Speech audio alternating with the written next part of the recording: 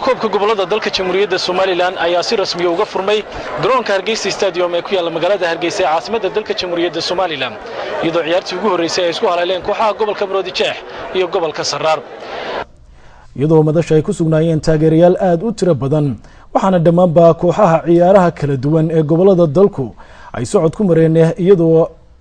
ay hogaaminayaan kooxda Bamboyda ee ciidanka booliska Soomaaliland garoonka gudihiisa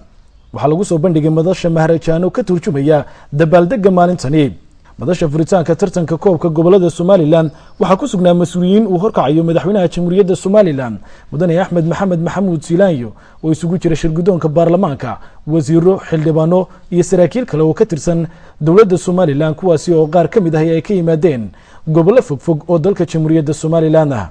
calaamada astaanta u ah gobolada dalka Soomaaliland iyo calanka u gaarka ah oo uu ka dhaxmuray calanka qaranka dalka Jamhuuriyadda Soomaaliland ayaa madasha lagu qurxiyay wasiirka wasaaradda dhalinyarada iyo ciyaaraha ee dalka Jamhuuriyadda Soomaaliland mudane Cali Saciid Reegal oo darbad ku laaday kubadii ugu horeysay ee tartankaasi koobka gobolada dalka Jamhuuriyadda Soomaaliland ayaa sheegay in ay tahay fursad qaali ah oo ay kaga qayb qaadanayaan dhammaan gobolada dalka Jamhuuriyadda Soomaaliland koobkii ugu horeeyay ee ay u dhan yihiin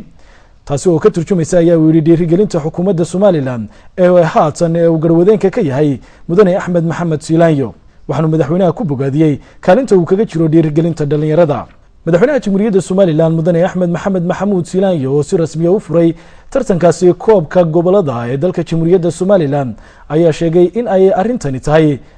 midadhalka ballanqaadyadii xisbiga kulmiye ee waqtigii doorashada madaxtooyada ee dalka ka qabsoontay waxaana uu soo jeediyay ciyaartooyga ka qayb qaadanayay tartankaasi inay ku ciyaaraan niyad samaan iyo ciyaar wanaag barnaamijka siyaasadda dawladda Soomaaliland ee madaxda ka ahay waxa ballanqaadkiisa ka mid ahaa inuu dadkii ummadda isku xidho waxa ka ballanqaadkiisa ka mid ahaa inuu dhalinyarada dhiirigeliyo dhinac kasta oo loo eego hadday tacliin tahay hadday aqoon tahay hadday waxbarasho tahay hadday isboorti tahay iyo tacliin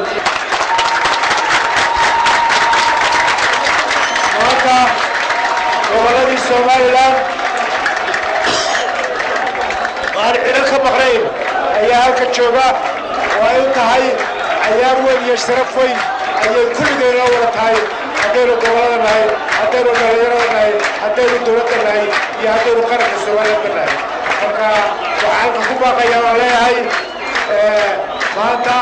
halka waxaa si rasmi loogu furmay ciyaarihii dhalinyarada